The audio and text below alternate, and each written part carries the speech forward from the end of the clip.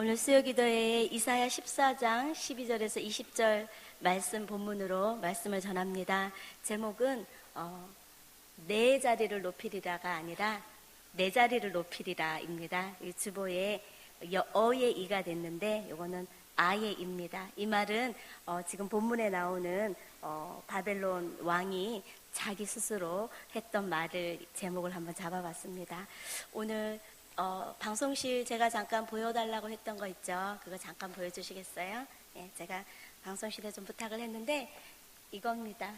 1분 메시지예요. 한번 화면을 보시고 제가 말씀을 잠깐 나눌 때 참고하시면 좋겠습니다. 저희가 복음을 전할 때 지금 열심히 지금 전도하는 일들을 계속 하고 있는데요. 저희가 이 메시지를 참 많이 전한 것 같아요. 짧게는 이 복음 전하는 이 쪽지를 가지고 1분 또는 30초 또는 길게는 10분까지 말씀을 전하다 보니까 오늘 좀 이 본문을 조금 살펴보고 싶은 생각이 들었어요. 저희가 이거를 지나가는 사람이나 아니면 공원에 앉아있는 분들께 잠깐 시간 좀 내줄 수 있으십니까? 참 착해 보이시는데 이런 분이 천국 가셔야 되십니다 하면서 잠깐 전해요. 근데 이렇게 전합니다.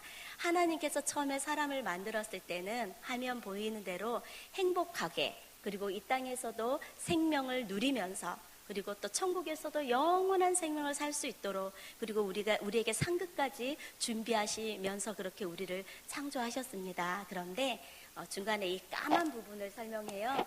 중간에 그런데 사람들이 그 마음에 하나님 두기를 싫어하면서 죄가 들어오게 되었습니다. 죄가 들어오면서 불행하게 되었는데요. 죄의 싹은 사망이라 사람들에게 죽음이라는 것이 뒤따르게 되었고, 한 번 태어나서 죽는 것은 정한이지요. 그 이후에는 심판이 있다고 했는데 사람들이 심판을 받고 지옥에 갈 수밖에 없는 형편에 처해지게 되었습니다. 그래서 사람을 만드신 하나님께서 우리의 이 처지를 두고 볼 수 없어서 이 땅에 바로 예수님을 보내주셨습니다. 그래서 예수님께서 우리의 모든 죄와 저주와 허물을 대신 담당하시고 대속의 죽음을 죽어주셨습니다. 그래서 우리의 교회에는 십자가가 빨간색인데 이 빨간색은 예수님께서 십자가에서 흘리신 보배로운 피 색깔입니다. 만약에 우리 형제님이, 우리 자매님이 예수님의 이름으로 구원 얻을 수 있는 이 놀라운 소식을 받아들이신다면 오늘 형제님은 하나님의 자녀가 되는 바로 그 날입니다 라고 짧게 전합니다. 그래서 우리가 이거를 전할 때 항상 십자가에 대해서는 조금 구체적으로 전해요. 예수님의 피가 바로 6월절 어린 양의 피로써 우리를 위해 죽으시는 대속의 죽음이시다. 그래서 예수님의 이름으로 회개하고 이 놀라운 사실을 믿으면 우리는 하나님의 자녀가 됩니다. 이런 얘기 들어보셨습니까? 라고 묻습니다. 그런데 이렇게 막 복음을 전하다 보니까 오늘은 이 까만 부분에 대해서 조금은 성경 말씀에 근거해서 찾아보고 싶은 생각이 들었습니다. 이 까만 부분이 뭐죠? 죄에 대한 부분입니다. 네, 고맙습니다. 찬수 선생님. 이 죄에 대한 부분은 성경에서 죄에 대해서 많이 이야기하고 있고, 또 죄를 지으면 안 된다라고 얘기하고 있고, 또 예수님께서 우리의 죄를 대신해서 돌아가셨기 때문에 새로운 피조물 된 우리들은 더 이상 죄 짓지 않기 위해서 기도하고 성령님의 도움을 요청해야 됩니다라고 성경은 많이 말하고 있어요. 그런데 이 죄와 함께 우리가 꼭 봐야 되는 부분이 창세기 3장입니다. 창세기 3장에 보면은 하나님이 만드신 그 에덴 동산에 아담과 하와가 아주 행복하게 하나님의 음성을 들으며 하나님의 그 권위에 순종하며 또는 주님의 보호 아래 행복한 삶을 얼마나 살았는지 모르겠어요. 창조와 또 2장의 구체적인 그 창조의 그 설명을 하시고 바로 3장에 그 뱀이 나와서 하와를 속이는 장면이 나옵니다. 신라권의 이야기가 나옵니다. 그래서 우리가 이 죄에 대해서 얘기할 때 저도 아까 한 줄 메시지에 뭐라고 얘기했냐면 로마서 1장 28절의 말씀을 인용했어요. 사람들이 그 마음에 하나님 두기를 싫어하매 하나님께서 그들을 그 상실한 마음대로 내버려 두사 합당하지 못한 일을 그냥 하게 하셨으니 하나님이 내버려 두셨다. 그래서 인간의 모든 상해 처해진 상황이 이렇게 지옥으로 갈 수밖에 없는 상황이 되어버렸다라고 제가 한 줄로 말씀을 드렸는데요. 오늘 그렇다면 우리가 이 죄가 오게 되고, 그리고 우리가 마음에 하나님 두기를 싫어하면서 우리가 주인 되어 살아가는 이 삶의 현실 가운데 성경이 말하는 죄의 근원은 무엇일까? 실은 우리가 전도를 하다 보면은 이단들도 종종 만나게 되는데요. 다양한 이단들을 만납니다. 신천지는 많고요. 또 자칭 하나님의 교회, 안산홍 증인회죠. 지금은 이제 하나님 어머니 그러고 있는데, 또 실제로는 이분이 이단인지 아닌지 모르지만 또 엄청나게 귀신론에 빠져 있는 사람도 있어요. 예를 들면 저도 조금 감기기가 있는데 감기만 들어도 감기 귀신이다.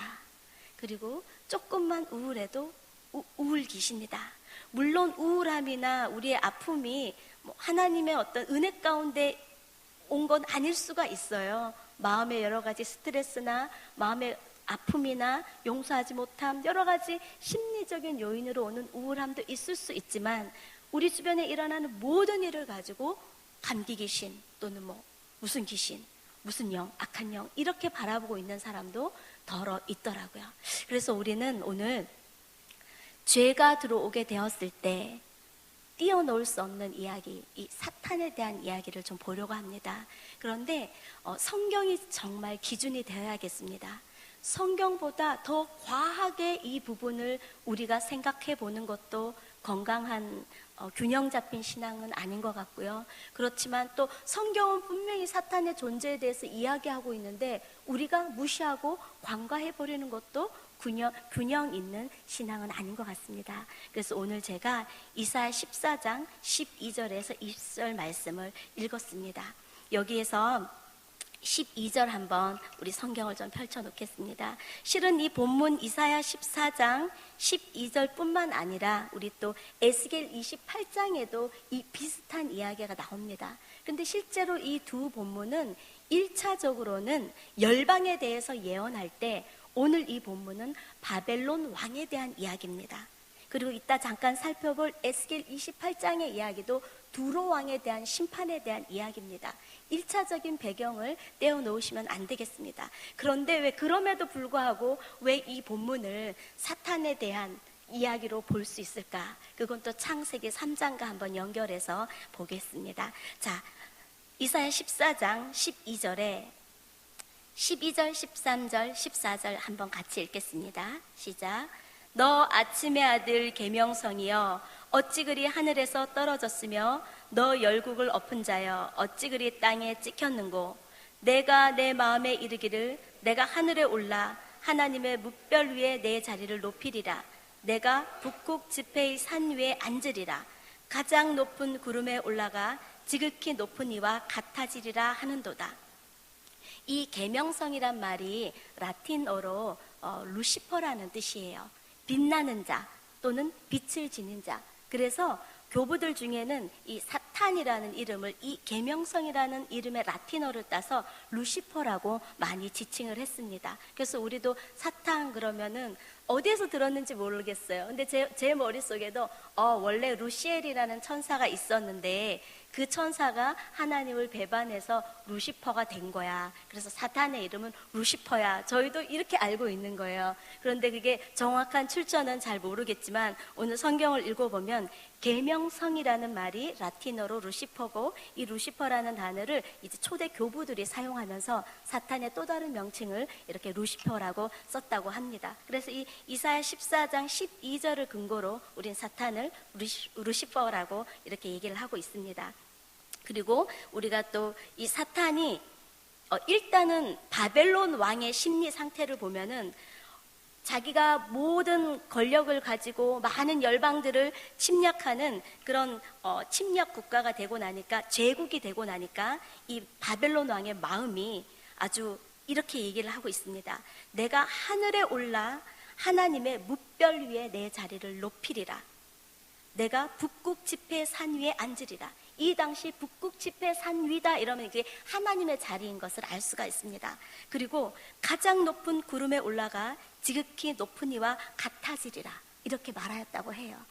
이게 바벨론 왕의 자칭 자기가 말하는 교만하면서 나오는 말이라 할지라도 이것은 하나님을 반역하는 말인 것을 우리가 알 수 있습니다. 요거 한번 보시고요.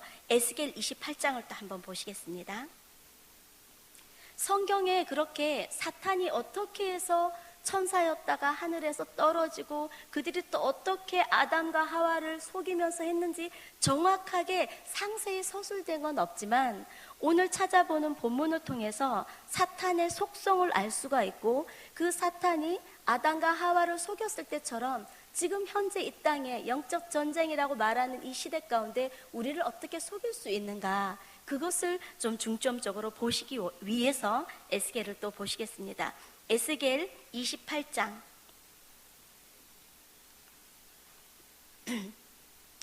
구약성경 에스겔 28장입니다. 1193면에 있습니다. 구약 1193면 에스겔 28장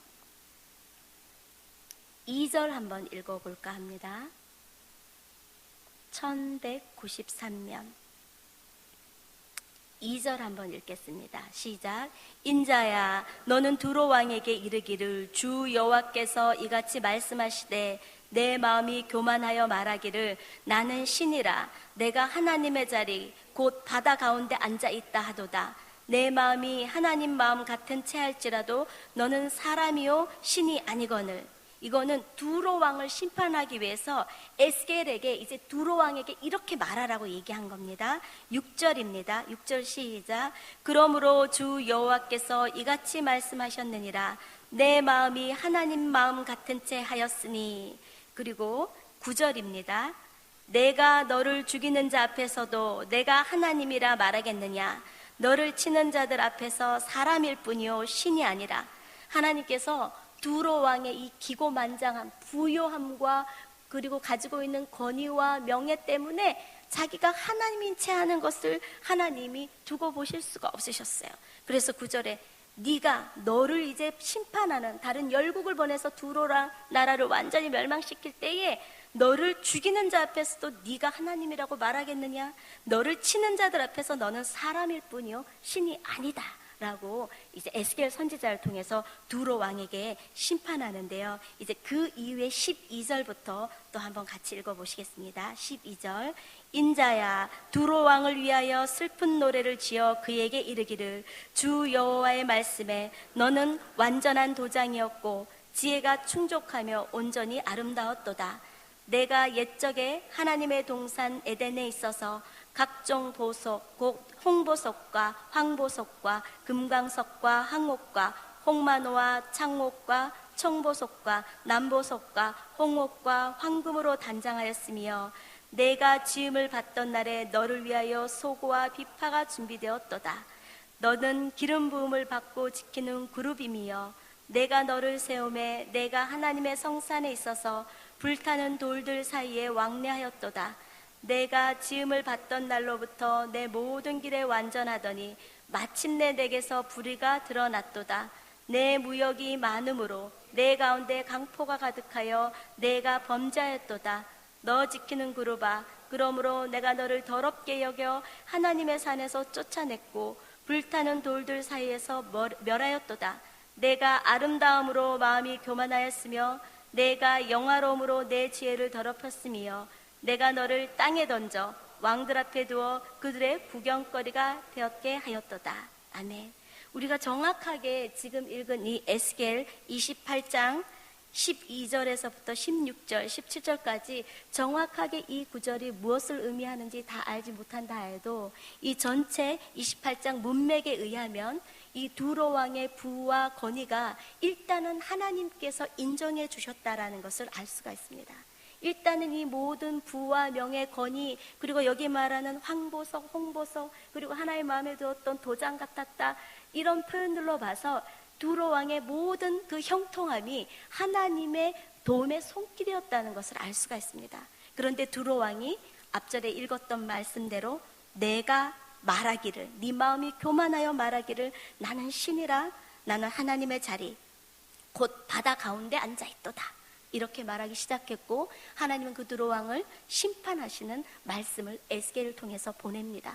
실은 우리가 이 이사야서의 14장 말씀과 또 에스겔 28장 이 말씀을 가지고 이제 사단의 어떤 근거에 대해서 이렇게 많이 우리가 설명을 들었는데요. 실제로 아까 제가 말씀드렸지만 이 본문이 꼭 사탄에 대한 직접적인 언급이 아니라 할지라도 그냥 이 문맥 그대로 바벨론 왕을 향한 하나님의 심판의 메시지, 그리고 두로 왕을 향한 하나님의 심판의 메시지를 할지라도 이것을 통해서 사단의 습성 내지는 특징 내지는 성질, 그리고 하나님이 그 교만함을 실어서 심판하신다는 것을 우리가 알 수가 있습니다.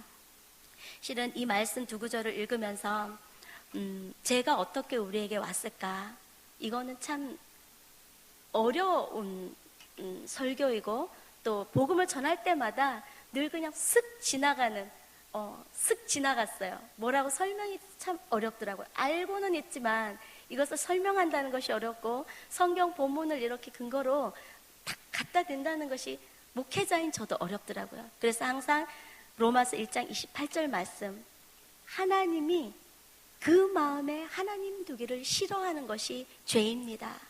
그리고 오늘 본문 말씀대로 하나님의 주셨던 부귀와 영화와 또 주셨던 권세가 바로 누가 나에게 주셨는지를 이제는 잊어버리고 내가 하나님 자리에 올라간다라고 말할 때 그것은 바로 죄입니다 라고 설명을 했습니다.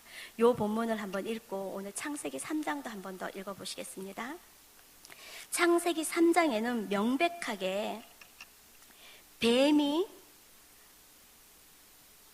하와를 속이는 장면이 나옵니다.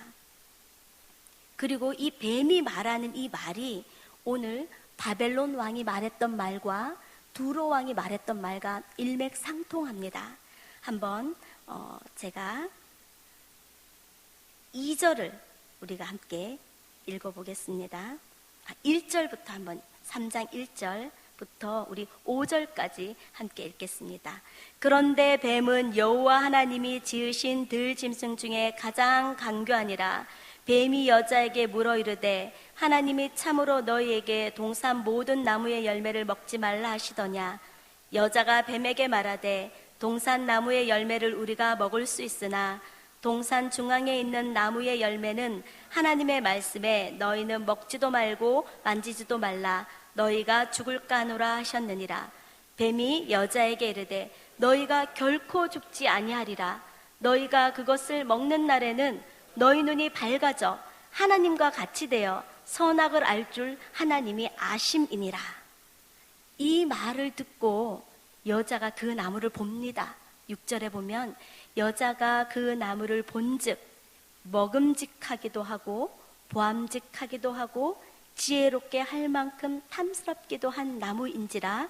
여자가 그 열매를 따먹고 자기와 함께 있는 남편에게도 주매 그도 먹은지라.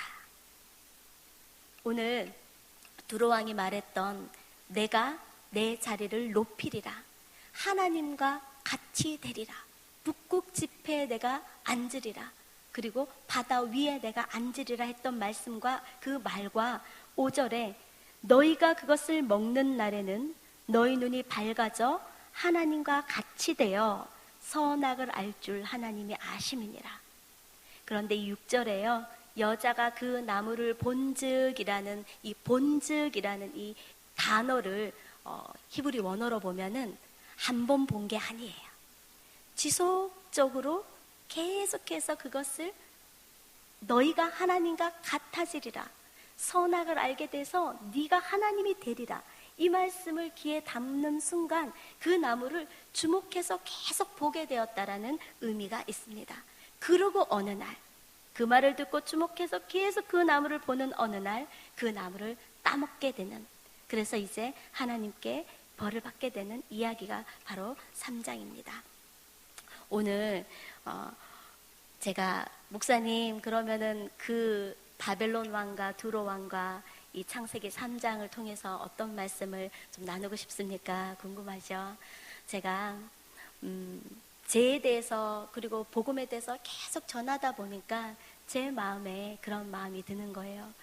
하나님을 믿는다는 것이 글자를 하나도 모르는 정말로 그냥 예전에 말하면 일자무식의 사람이라도 이 복음을 듣고 충분히 하나님을 만날 수 있고 천국 갈 수 있는 분명한 복음인데, 또 복음을 전하다 보니까 이 말씀을 제대로 알고 믿는다는 것이 쉬운 일이 아닌 거예요.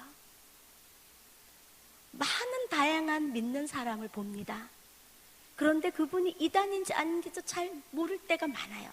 그런데 분명한 것은 감지합니다. 저분은 지금 건강한 신앙이 아니다. 그런데 되게 존중하고 싶어요.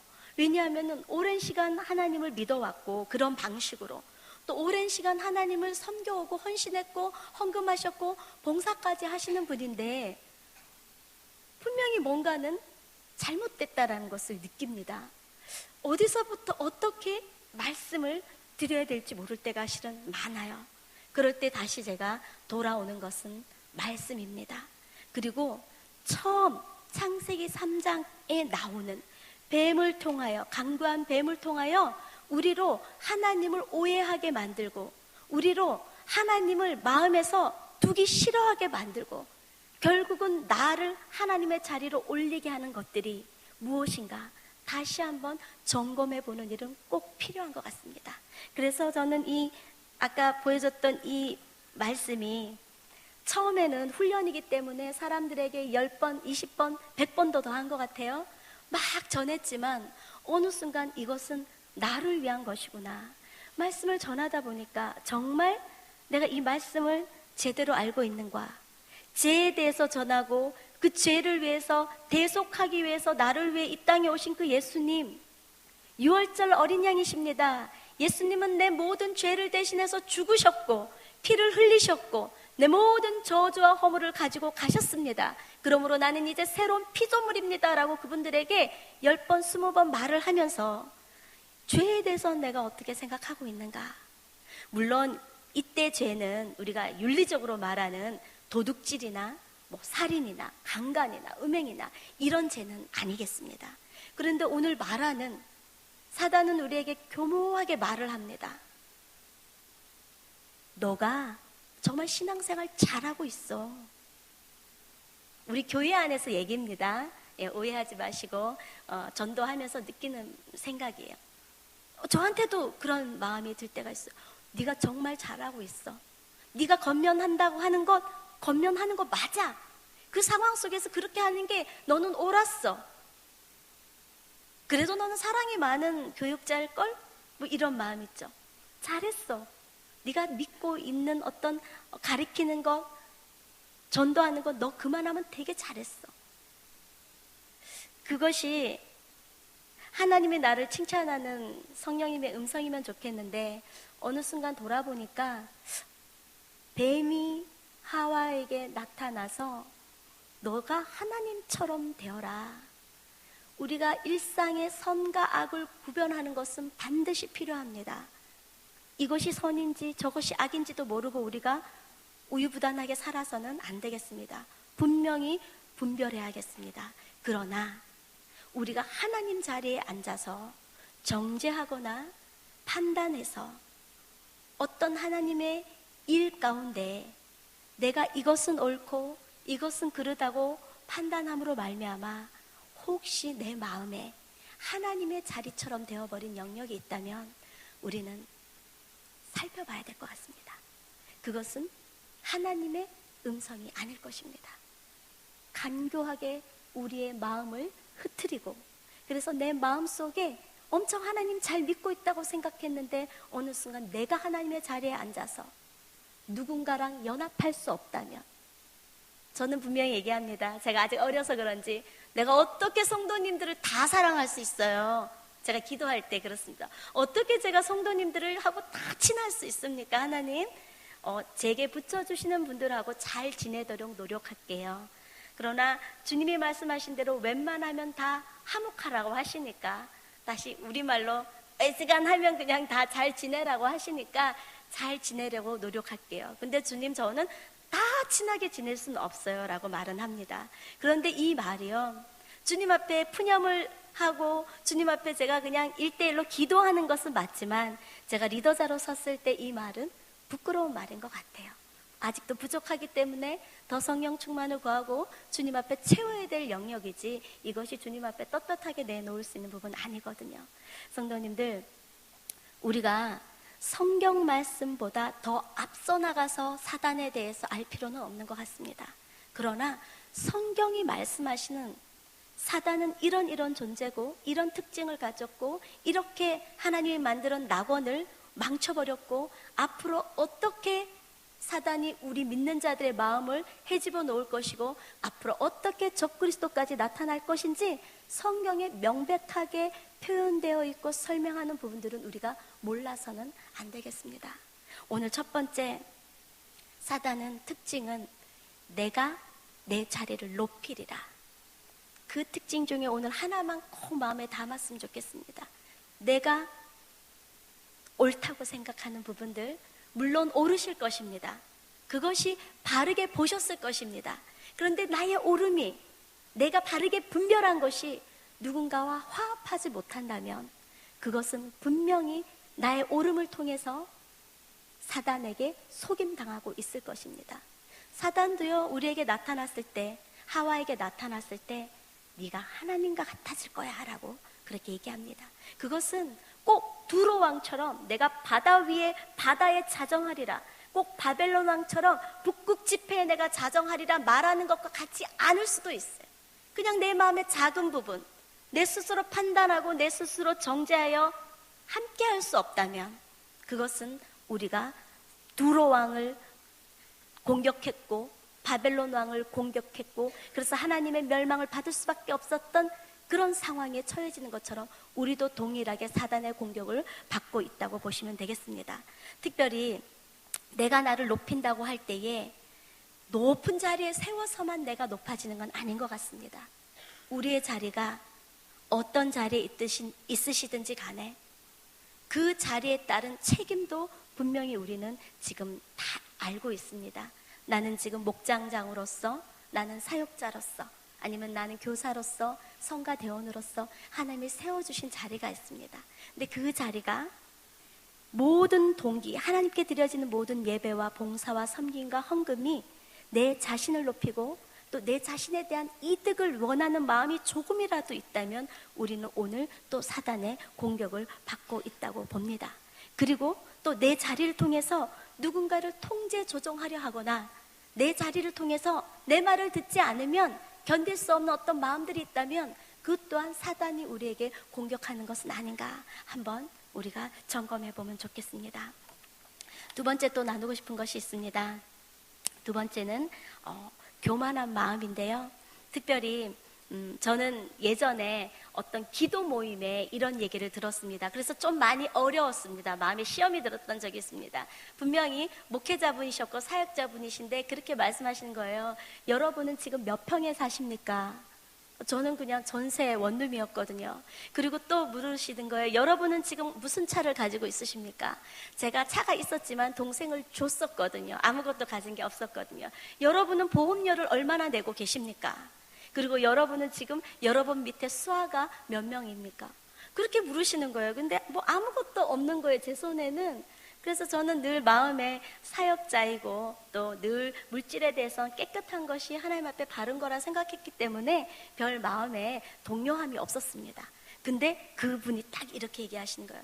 여러분, 그것이 여러분의 삶의 규모입니다. 여러분이 그것이 바로 여러분입니다. 라고 얘기를 하시는 거예요. 그래서 제 마음에 여러분 어떻습니까? 요즘 모든 매스미디어나 아니면 모든 사회생활을 할 때 우리들을 바라보는 나를 대우하는 것이 오늘 아까 질문했던 그것입니다. 여러분은 몇 평에 살고 있습니까?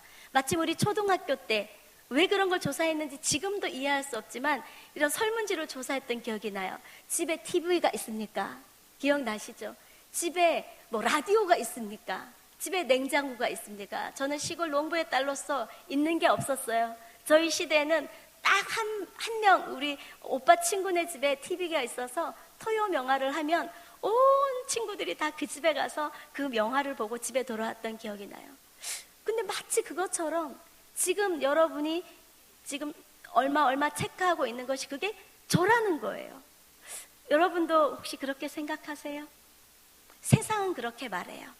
성도님들이 가지고 있는 것, 성도님들의 지위, 그리고 성도님들의 어떤 명예, 부, 그리고 성도님들이 행사할 수 있는 영향력, 지금 온갖 광고, 선전, 모든 것들을 볼 때 우리는 여러분들에게 지위와 건세와 인기와 소유가 여러분의 가치를 결정하는 기준이라고 말을 합니다.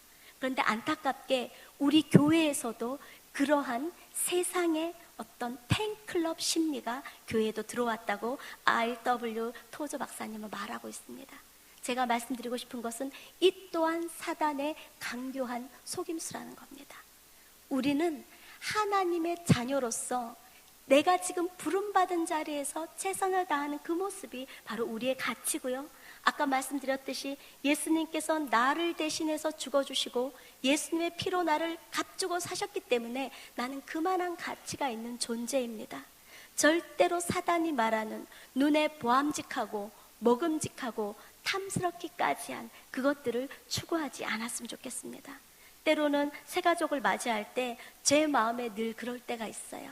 힘도 없으시고 아프시고 보잘것없으시고 때로는 냄새나 보이는 분이 오실 때면 나도 모르게 별로 환영하지 않으려는 마음이 생길 때, 되게 제가 이 단어를 아주 부드럽게 얘기하는 거고요.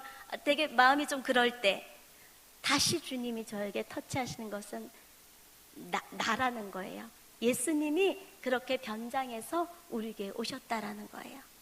존귀한 자라는 거예요. 내가 피로 내 목숨을 주고 산 존재를 너희 교회에 지금 보냈다. 네가 그렇게 나를 대우하는 것처럼 존귀하게 그 영혼을 가치 있게 보라고 얘기를 하십니다.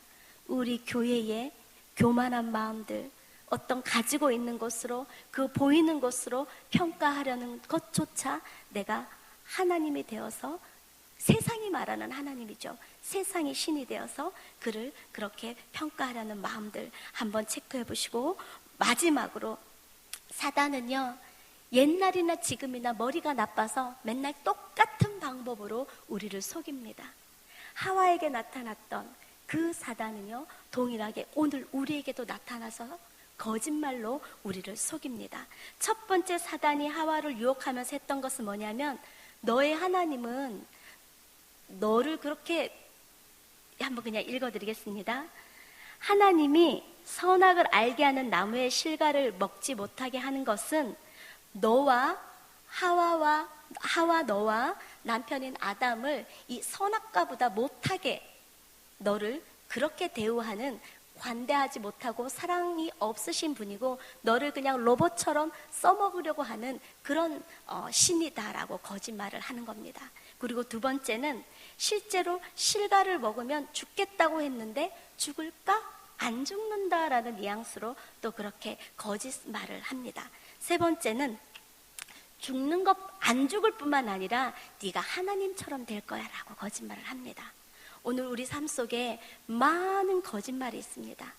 우리 성전 밖에는 당연한 거고요. 제가 오늘 짧게 말씀드린 것은 성전 안에서도 많은 거짓말이 존재합니다. 마지막에 사단은요, 이 성전 안에서 가짜 목사가 설 것이고, 성경에 나옵니다. 가짜 성도들이 있을 거라고 말을 합니다. 그리고 마지막에는 그 가짜 목사와 가짜 성도들을 통해서 적그리스도가, 그리스도의 적대적인 세력이 나타날 때 많은 사람들이 그를 예수님처럼 추앙할 거라고 말합니다. 아직까지 어느 시대까지 온지는 잘 모르겠습니다. 그러나 분명한 것은 그 시대를 잘 분별할지 못할지 몰라도 내 삶 가운데 불행하게 하고 사망이 오게 되고 심판받아 지옥 갈 수밖에 없게 만드는 죄의 영역, 사단의 영역에 대해서는 우리가 분명하게 한번 점검해야 될 것 같습니다. 옛날에 전설의 고향처럼 사단이 나타나지 않고요, 중국의 강시처럼 나타나지 않고 드라큘라처럼 나타나지 않습니다. 사단은 정말 내 옆에서 강교하게 내가 신앙생활 제일 잘하고 있다는 것처럼 나를 부추기면서 정죄하고 판단하면서 연합하지 못하게 하는 것, 또는 교만하게 해서 내 옆에 존귀한 하나님의 성도를 가치 없게 생각하거나, 아니면 세상의 물량주의를 가지고 와서 그를 가치 없게 생각하거나, 그런 많은 속임수가 있다는 것을 우리가 기억했으면 좋겠습니다. 마무리하겠습니다. 우리가 거짓말을 믿으면 사탄이 우리 삶 속에서 일하게 됩니다. 그러나 하나님의 진리를 믿으면 성령님이 우리 삶 속에서 일하실 것입니다.